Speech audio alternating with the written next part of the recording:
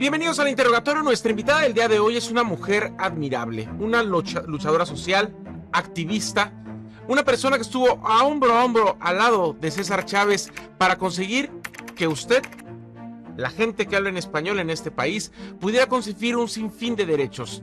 Luchadora de los derechos civiles, que además estuvo en más de 20 ocasiones en prisión justamente por levantar la voz por nuestra comunidad. Su nombre de pila, Dolores Clara Fernández Huerta, pero el mundo la conoce como Dolores Huerta.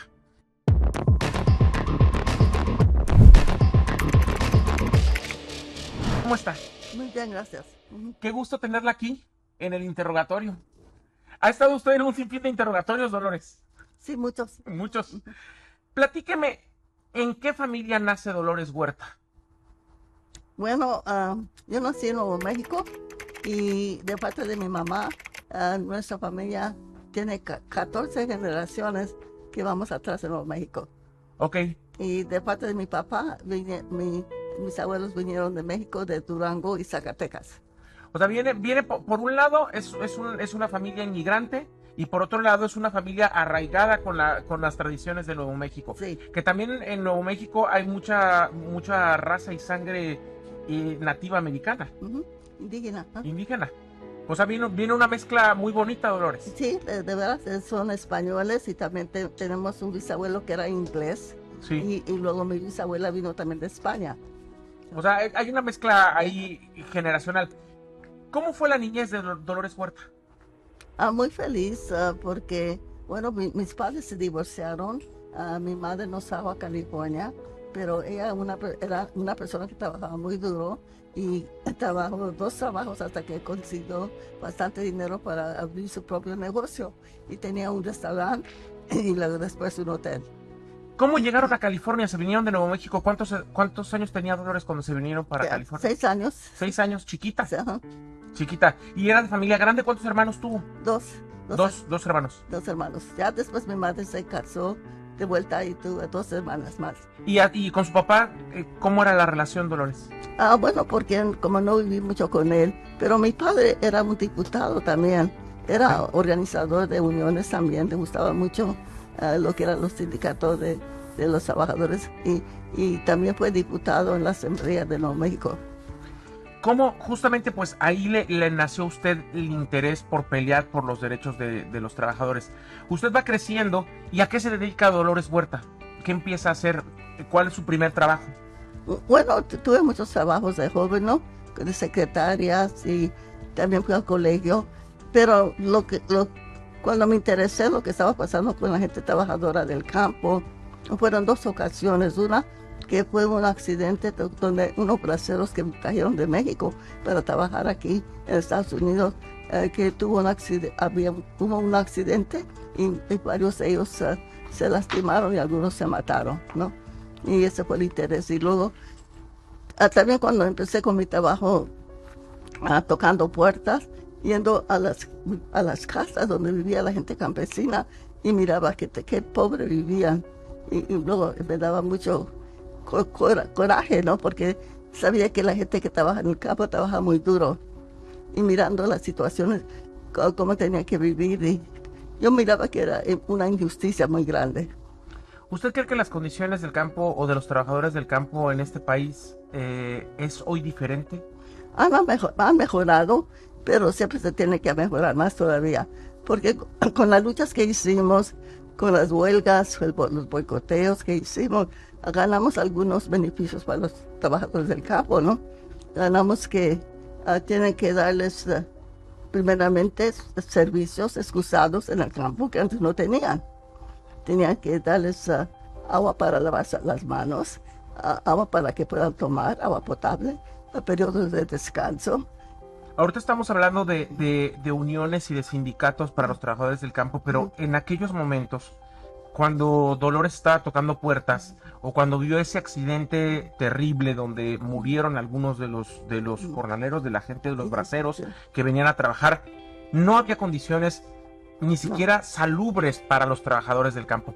¿Usted trabajó en el campo o solamente estaba observando? Observando, he trabajado de vez en cuando, pero no para ganar mi vida, ¿no? Como la gente que trabaja día tras día. Y fue muy fuerte el choque cuando usted se dio cuenta y dijo, tenemos que hacer algo. Sí, pero no sabía cómo. ¿Y qué pasó? Bueno, tuve la buena suerte de conocer a un señor, un anglosajón, que se llama Fred Ross, y él nos enseñó cómo organizar la gente, cómo juntar la gente para que ellos supieran que ellos tienen el poder para cambiar sus condiciones, que no tienen que esperar que alguien venga de afuera, ellos mismos lo pueden hacer. Y en esos tiempos también conocí a César Chávez. Yo estaba organizando trabajadores del campo en Stockton, donde me crié, y César estaba organizando personas en Oxnard. Se junta con César Chávez. Hay mucha gente que comenta que usted está relacionada en parentesco. ¿Es familiar de César Chávez? No. No, para nada. No, bueno, me casé ya después, me junté con su hermano de César, Ricardo Chávez. O sea, usted era cuñada, era su cuñado. Pero en esos tiempos no. En esos tiempos no. Ya. Eso fue después. Después, ajá. Escucha usted el movimiento que está haciendo César en Oxnard, usted está haciendo su movimiento en Stockton, se junta con César, ve que en muchos lugares también hay algunos movimientos y empiezan a hacer un movimiento para apoyar a los campesinos, no solo en el estado de California, sino en general en el país. No es fácil hablar de una mujer o en general de cualquier persona que quiere luchar por los derechos de alguien más, porque hay gente que incluso los detuvo y los llevó a prisión. Oh, sí, muchas veces. ¿No era normal que la gente renegara o hiciera una marcha para decir que algo estaba mal en esa época? No, hicimos muchas marchas, ¿no? Hicimos una marcha de Leno hasta Sacramento, más de 300 millas, ¿no? Justamente para pelear por los derechos. Sí. Les decían que no. ¿Los trataron mal en algún momento? No, muchos momentos. En muchos momentos. O sea, hubo injusticias no solamente como la cárcel, pero hasta violencia. Mucha violencia, sí. 5 de nuestros campesinos fueron asesinados por los patrones. 5. Wow, ¿y qué hicieron ustedes, Dolores? Bueno, cuando mataban a una de nuestras personas, hacían unos ayunos de 3 días cada persona, ¿no? Todos juntos. Y también decíamos, bueno, lo que tenemos que hacer para enterrar a nuestros mártires. Era importante que la gente dejara de trabajar en esas condiciones y que supiera que a pesar de no tener papeles o de no ser de este país, tenían derechos. Claro. Tenían que comprender que ellos tenían que hacer la lucha. Ellos mismos tenían que hacer la lucha para mejorar sus condiciones. Habla usted de 5 mártires, pero seguro hubieron muchos más, Dolores. Bueno, muchos que fueron encarcelados, muchos que fueron golpeados, ¿no? Y mucha gente que fue asesinada, también. Y ¿qué decían los patrones? ¿Hubo gente que pagó por esos delitos? En realidad no, se me hace que de todos nuestros mártires, nomás el último mártir se llamaba René López, de un pueblo del condado de Fresno, Carruthers, California. Y ese fue la persona que mató a René. Ese fue a la cárcel, fue el único, pero los demás no. La gente que se dedicaba al campo en aquel entonces, ¿era gente que también quería mejorar sus condiciones de vida, que venía de otro país? ¿Les pagaban bien? No, les pagaban una miseria en realidad. No había ni siquiera establecido un sueldo mínimo. Bueno, antes a los campesinos, aunque tenían un sueldo mínimo, les pagaban menos que el sueldo mínimo. Wow. ¿Cuánto era, se acuerda o no? Bueno, pagaban como 60 centavos, 70 centavos por hora. Wow. Y obviamente en condiciones deplorables, al rayo del sol. ¿Cuántas horas? ¿12 más? Bueno, casi trabajan como las 8 o las 9 horas. 8 o 9 horas. Pero obviamente había gente que los hacía trabajar horas extras. Oh, antes sí. Ahora si los hacen trabajar más tienen que pagar tiempo y medio. Ya es ley de California. Sí, y esa ley la consiguieron ustedes. Sí. Sí, definitivo. Dolores, esa lucha se empezó a hacer muy grande. Hubo gente que los amenazó. Oh, claro, ya. Hubo gente que inclusive pensaba que ustedes estaban haciendo un atentado contra este país por lo que estaban haciendo. En realidad sí nos decían que eran los comunistas, ¿no? Y cosas así. Y la cosa que siempre, como César, en realidad era muy católico, César Chávez, ¿no? Sí. Pero al fin pudimos agarrar muchas personas de las iglesias también que los apoyaran, ¿no? ¿Cómo fue su relación con César Chávez? ¿Cuál fue ese primer encuentro cuando vieron que iban por la misma causa?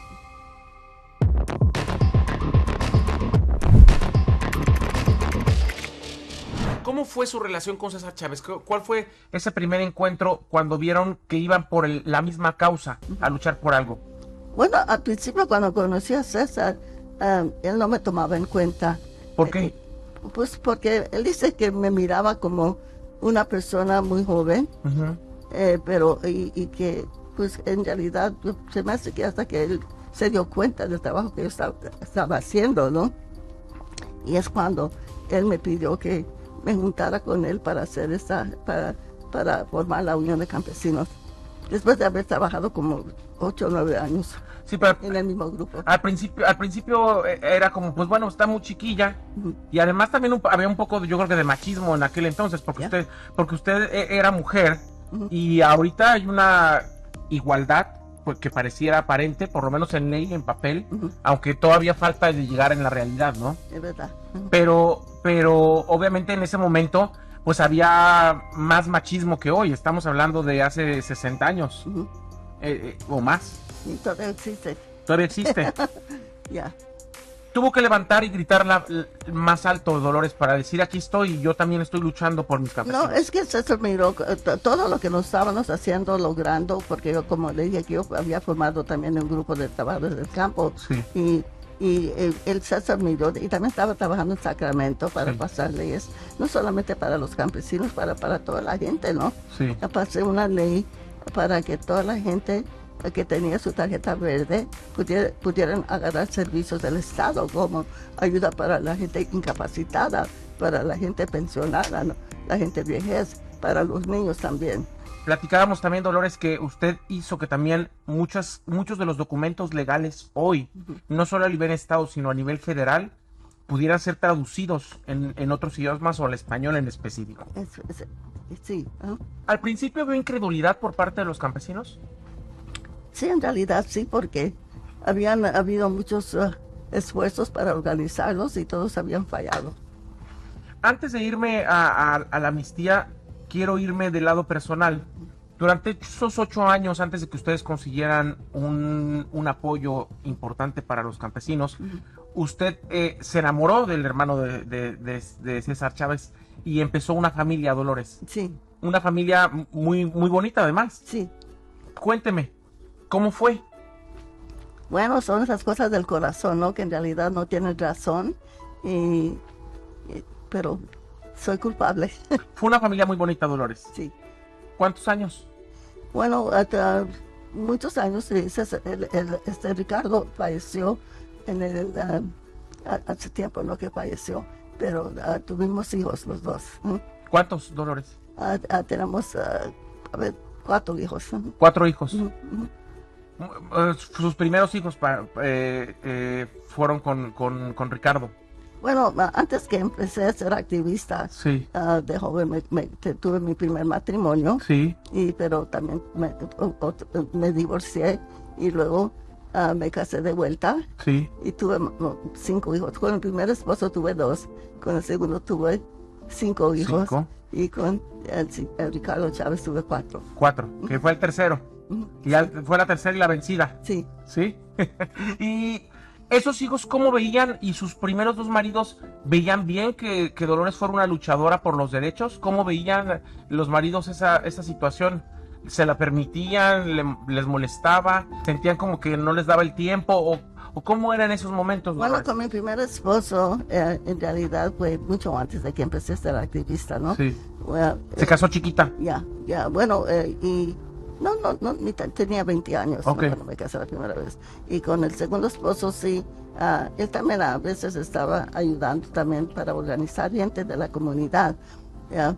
Pero ya nos divorciamos y ya, bueno.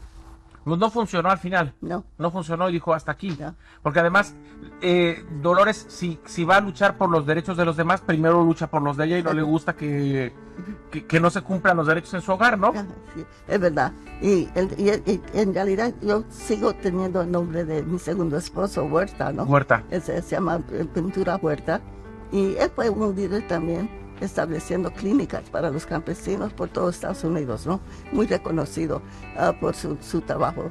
Pero él, en realidad, pues, tenía otras mujeres, ¿no? Y por Sí, eso otros intereses personales. Sí. Sí, o sea, digo, no, o sea, era muy buena persona, pero al final no le iba a usted soportar los cuernos y las otras mujeres. Sí. Entonces, ¿por qué no se cambió el Chávez en algún momento? ¿No lo pensó?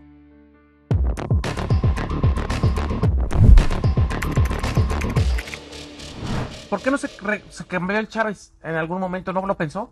No, la razón por qué no voy a cambiar mi nombre es porque César fue el que me dijo, porque mi nombre, me dijo cuando agarré mi divorcio, estábamos en la lucha, ¿no? de los campesinos, y él me dijo, no, por favor, me pidió, si te puedes quedar con el nombre Huerta. Dice, porque su nombre Dolores quiere decir como las penas en las huertas, ¿no? ¡Wow! ¡Qué bonito! ¡Qué significativo! Y por eso me quedé con el apellido Huerta. Entonces ahí ya estábamos hablando de algo emblemático para él y para la lucha. Sí. Por los dolores que se sufrían en las huertas. Sí. ¡Qué bonito! Uh-huh.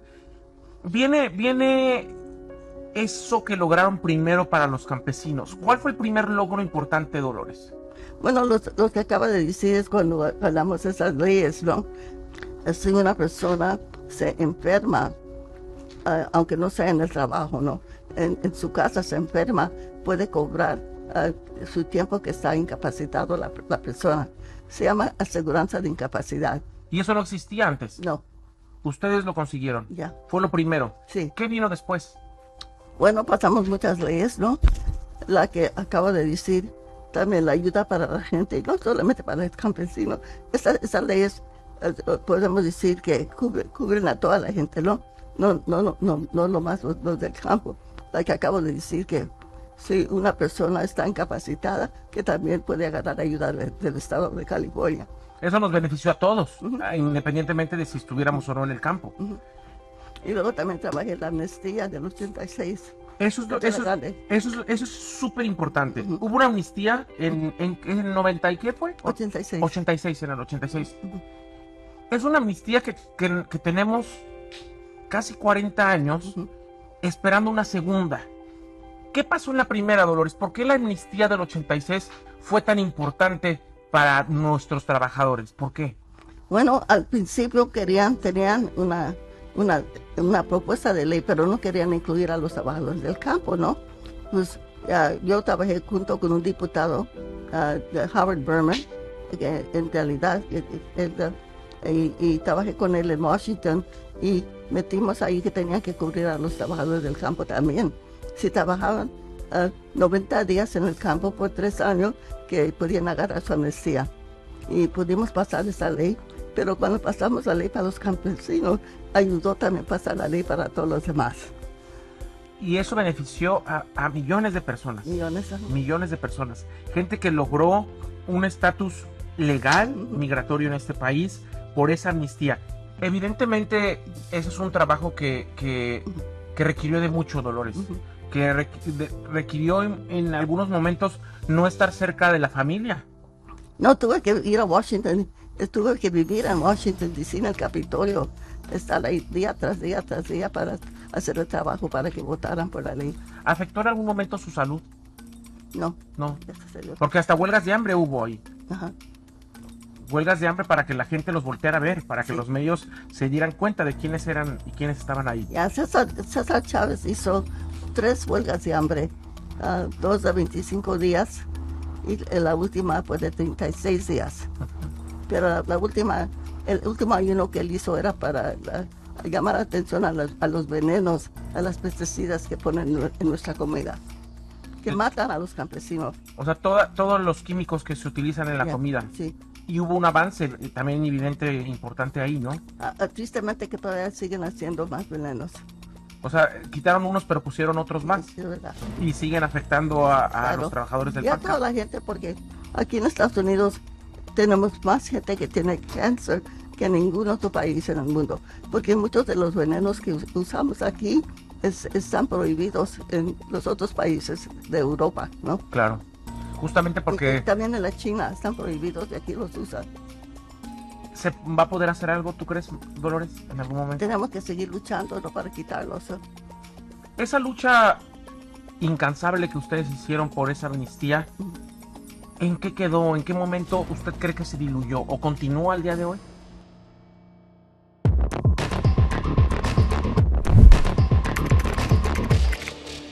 Esa lucha incansable que ustedes hicieron por esa amnistía, ¿en qué quedó? ¿En qué momento usted cree que se diluyó? ¿O continúa al día de hoy? Pues tenemos que seguir luchando, ¿no?, para ganar otra, porque ya tenemos más de 20 años, ¿no?, que pasó esa ley. Ya es tiempo que pase otra. ¿Cree que va a llegar alguna amnistía en algún momento, Dolores? Tiene que.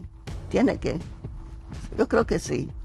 O sea, una amnistía que pueda ser una reforma en general, una reforma migratoria para la gente que está aquí. Yo creo que sí. Pero para ganar una amnistía tenemos que tener primeramente la presidencia. Ojalá que Kamala salga, porque ella es hija de migrantes. Pero también tenemos que tener mayoría de demócratas en el Senado y mayoría de demócratas en la Cámara de Representantes, las dos cámaras del Congreso. ¿Qué pasa, Dolores, con muchos de nuestros hispanos que después de tener documentos en este país, pareciera que ya no les importa la gente de su misma raza? Se ve que hay mucha propaganda de dividir a nuestra gente. Dice que nosotros los latinos somos muy buenos para sumar y también, pero no sabemos cómo, que lo que es la división, ¿no? Porque siempre hay mucha propaganda para dividir a nuestra gente, para poner algunas, bueno, podemos decir, los ciudadanos en contra de los emigrantes, algunos emigrantes en contra de los nuevos emigrantes. Como he escuchado que dicen algunos, bueno, yo tengo aquí muchos años sin documentos y ya agarré mis documentos, pero esta gente que viene de Ucrania, donde hay guerra, que los ponen en hoteles, ¿no?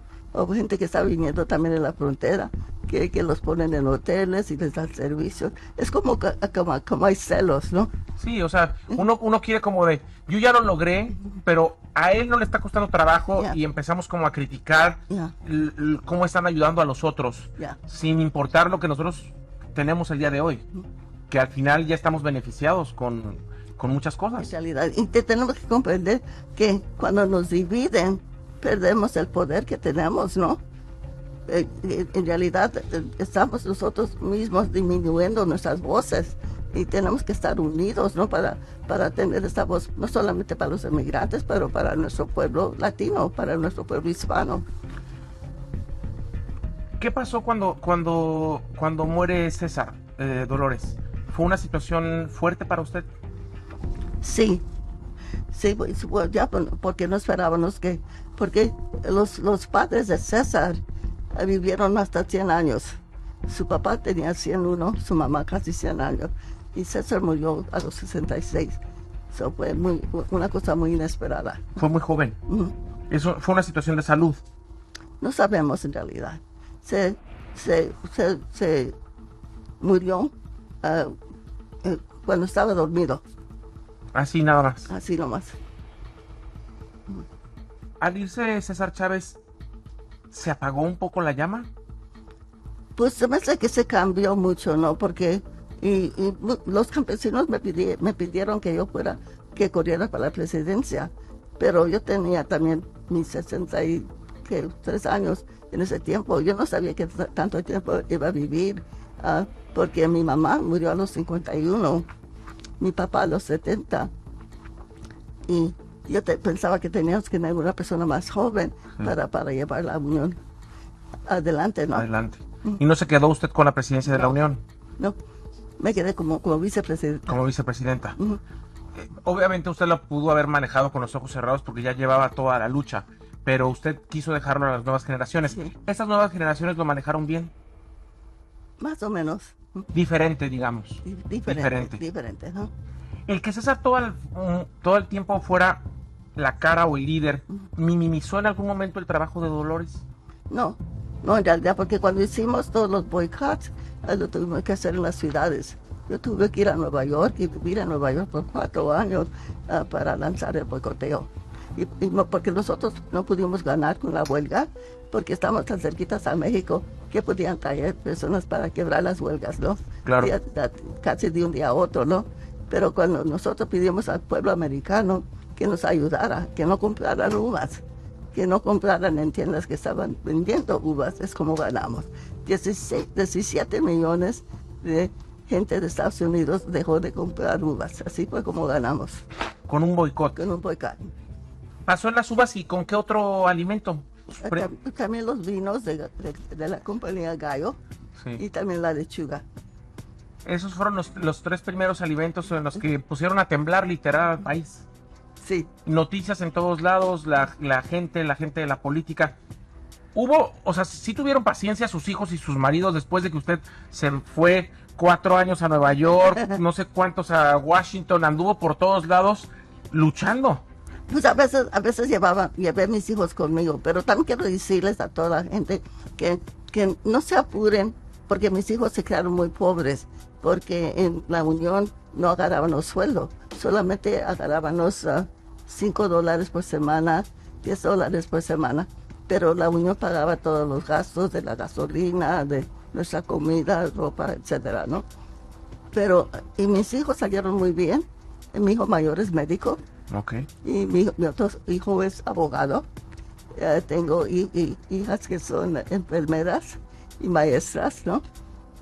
Y nietas que son también abogadas y maestras. O sea, al principio parecía que no había dinero, pero los hijos aprendieron de la que más luchó. En realidad, agarraban sus becas, no sabían cómo buscar becas para sus colegios y todo. ¿Les enseñó usted a ver cómo puedes obtener ayuda por parte de los gobiernos igual? Ya, ellos, bueno, se enseñaron cómo ser independientes, ¿no? Independientes y cómo buscar los recursos que necesitaban. Y obviamente con esa biculturalidad o quién sabe cuántas culturas ya tenemos mezcladas, porque ese es un país en general de inmigrantes, Dolores. La situación hoy en Estados Unidos es diferente a la de 86, cuando fue la primera amnistía. Y decimos primera porque estamos esperando que vaya a haber una segunda, pero obviamente la situación económica y en general del país es distinta. Bueno, sí es distinta, pero muchas de las condiciones son iguales. Siempre sabemos que los emigrantes en este país hacen mucho del trabajo, así como los campesinos, que son trabajadores esenciales, que están allá cada día en este sol brutal que hemos vivido en estos días, ¿no? Piscando la comida para darle de comer a todo el mundo. No cualquiera lo puede hacer, no solamente soportar el calor. Hay algunas cosas, creo que, no me acuerdo que me están diciendo el otro día, no sé si era el melón o la sandía, que soltaba como un líquido que era irritante para los ojos. O sea, hay algunas cosas más complicadas que otras, sí, ¿no? Es un trabajo pesadísimo para lo que ganan y para... Inclusive, hablemos de la pandemia. Prácticamente de los pocos que estaban trabajando todavía en época de pandemia, era la gente del campo. Ya tenían que seguir trabajando, ¿no? Y es una cosa que miramos a los trabajadores del campo, que yo digo que son trabajadores esenciales. Dicen que los bomberos, los policías son trabajadores esenciales. El trabajador del campo es más esencial que el policía o el bombero, porque ellos les dan de comer, claro, a los demás, ¿no? Pero no agarran el mismo sueldo ni los mismos beneficios que gana un policía o un bombero. ¿Ha cumplido hasta el día de hoy, Dolores, todos sus sueños? Bueno, no todos, porque sigo trabajando, ¿no? ¿Cuál es su sueño hoy, Dolores? Bueno, mi sueño de este día sería mirar que toda nuestra gente que nos está escuchando o que ven este film, y que por favor que se eligen para votar, que voten, que sean activistas, ¿no? Que pongan poquito de su tiempo para ayudar a su comunidad, porque tenemos personas que están en contra de nosotros, en contra de la gente latina, en contra de los emigrantes, y no podemos dejar que esas personas nos ganen, porque nosotros tenemos más personas que ellos, ¿no? Pero si nosotros estamos silencios, si no hacemos nada, les damos el gano a ellos. Claro, si nada más pertenecemos apáticos ante las situaciones. Usted, creo que fueron 23 o 26 veces que la llevaron presa. Como 23. Como 23. ¿Alguna situación fuerte, fea, complicada que haya vivido en esas detenciones? Bueno, además de las detenciones, fui golpeada por los policías.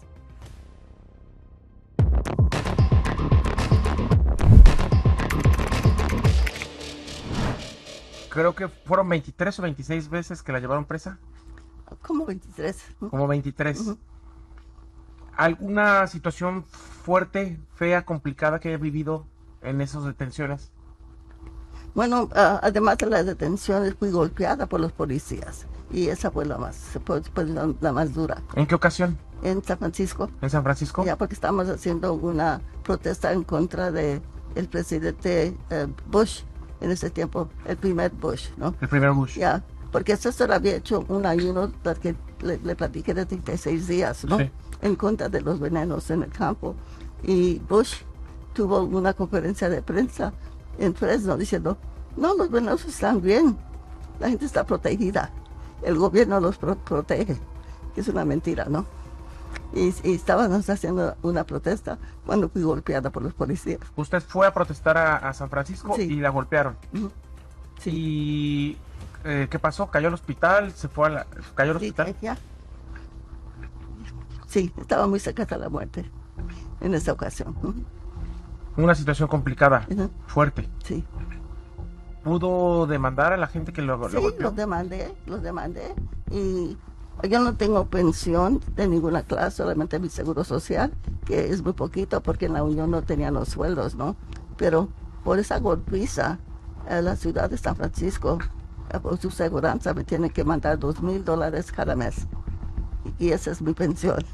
$2,000 cada mes que le da la ciudad de San Francisco Ujú. por haberla golpeado y Sí. casi matado Ujú. en esa ocasión. Sí. ¿Cuántos días estuvo en el hospital, Dolores? Estuve como más de una semana, pero me tuve que salir del hospital porque, bueno, por complicaciones, ¿no?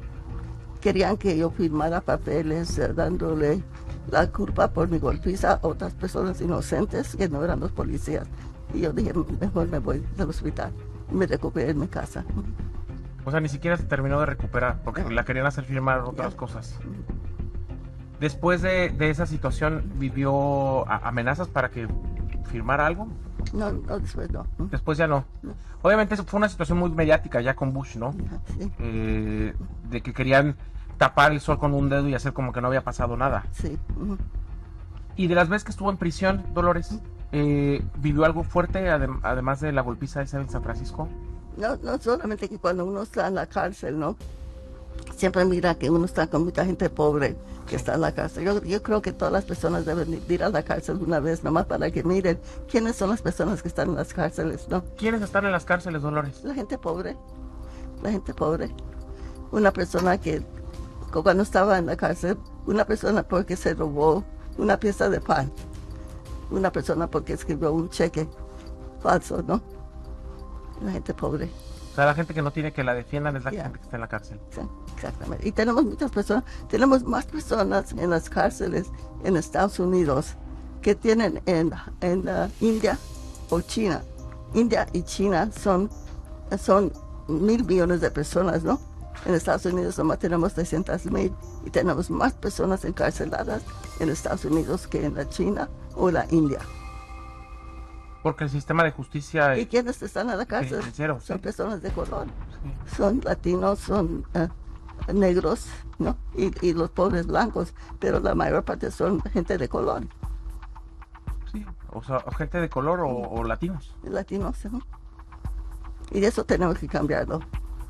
Y el por supuesto, en California, el por supuesto de las prisiones es más alto. Hay más dinero que va para las prisiones que va para nuestras escuelas secundarias. O sea que la educación también está mal. Ujú. ¿Ya? Una belleza no tiene edad, pero usted a sus 94 años todavía todos los días se levanta por ahí de las 6 de la mañana Ujú. a querer seguir luchando por su pueblo, Dolores. Tenemos que, ¿no? Ujú. ¿Cuál es su motivación todos los días para levantarse de su hogar? Porque siempre tenemos trabajo pendiente que tenemos que hacer. ¿Y qué tal sus 11 hijos al día de hoy? ¿Cómo están? Oh, muy bien, gracias a Dios, ¿no? ¿Orgullosos de su madre? Orgullosos de su madre, sí. Y tienen sus propios trabajos, también son activistas.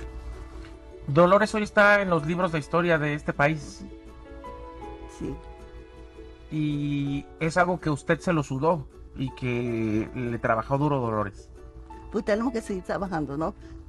Todavía no terminamos el trabajo. Todavía no. Todavía no. ¿Le quedan ganas todos los días? Me quedan ganas y porque sabemos que tenemos que organizar a nuestra gente para que ellos sepan que tienen poder y que tienen fuerza, pero tienen que ser activistas, ¿no? Ese es todo mi trabajo. Es como tener un polvo mágico, ¿no? ¿Qué le podemos echar a la gente? Usted tiene poder, puede ser activista, usted puede cambiar sus situaciones. ¿Cómo está la salud de Dolores Huerta?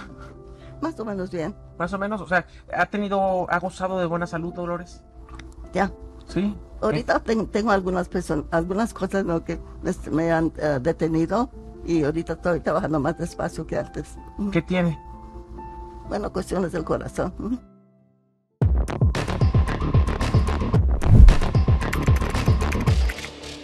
¿Qué tiene? Bueno, cuestiones del corazón.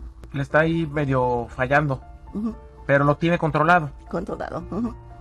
Y además, obviamente, el caminar, porque además supe que todavía toma el tren de Bakersfield a Los Ángeles cada tercer día casi. Bueno, son camiones. Sí. Tomo el tren de Bakersfield a Sacramento, Sí. pero de Bakersfield a Los Ángeles son camiones. Son camiones.